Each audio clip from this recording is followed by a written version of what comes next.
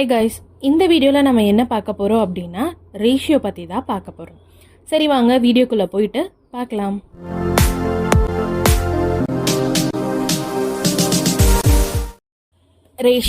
Ratio அப்படின்றது ரெண்டு குவான்டிட்டிஸை compare பண்ணுறது தான் நம்ம ரேஷியோ அப்படின்னு சொல்லுவோம். ஃபார் எக்ஸாம்பிள், நம்ம சமைக்கிறதுக்கு 1 கப் அரிசி எடுக்கிறோம் அப்படின்னா அதுக்கு 2 கிளாஸ் அளவுக்கு தண்ணி எடுத்துக்கணும். அதாவது 1 கப் அரிசிக்கு 2 கிளாஸ் தண்ணி அப்படின்ற இதை தான் நம்ம ரேஷியோ அப்படின்னு சொல்கிறோம். அதாவது 2 குவான்டிட்டிஸை கம்பேர் பண்ணி பார்க்குறோம்.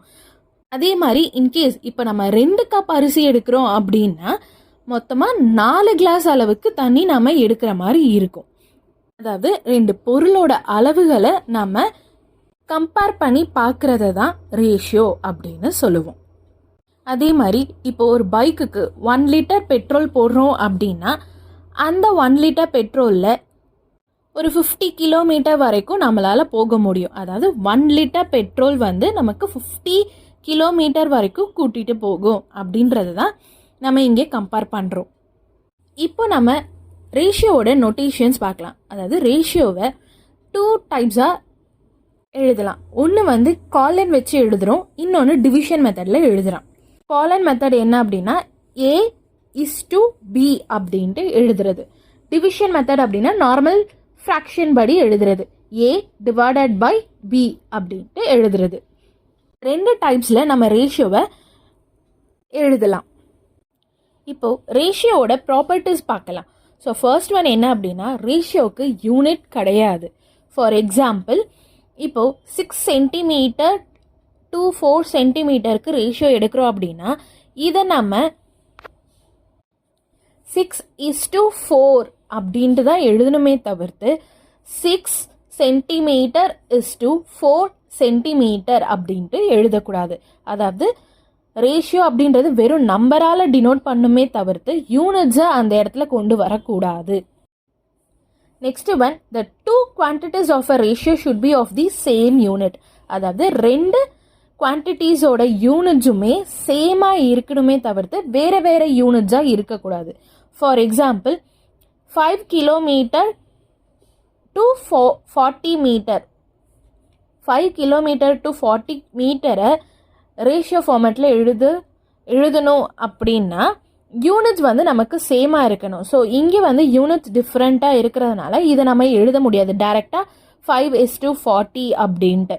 இதை நம்ம வந்து கன்வெர்ட் பண்ணி, அதாவது மீட்டரை கிலோமீட்டராக கன்வெர்ட் பண்ணியோ இல்லை கிலோமீட்டரை மீட்டராக கன்வெர்ட் பண்ணியோ சேம் யூனிட்க்கு கொண்டு வந்து அதுக்கப்புறமா நம்ம எழுதலாம்.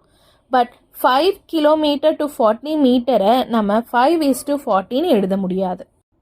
Next one, order of the terms in ratio cannot be reversed.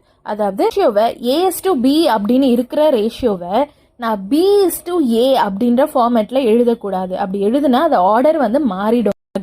So இப்போ 8:7 அப்படின்னு இருந்தது அப்படின்னா நான் அதை 7:8 அப்படின்னு எழுதுனா அது தப்பாகிடும். இப்போ நெக்ஸ்ட் ஒன், ரேஷியோவை எப்படி சிம்பிளஸ்ட் ஃபார்முக்கு கொண்டு வரது அப்படின்றத பற்றி பார்க்கலாம்.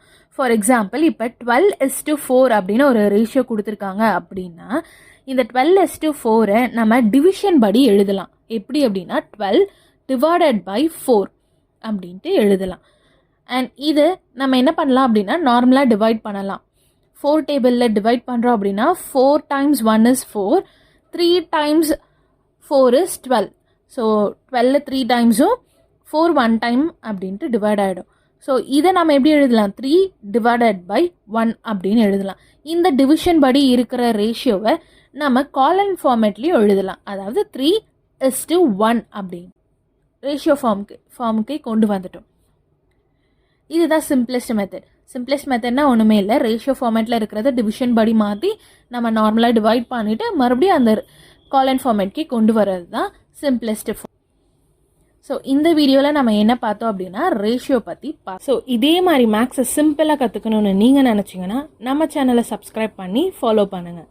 உங்களை நெக்ஸ்ட் வீடியோவில் மீட் பண்ணுறேன். அண்டில் தென் பாய்.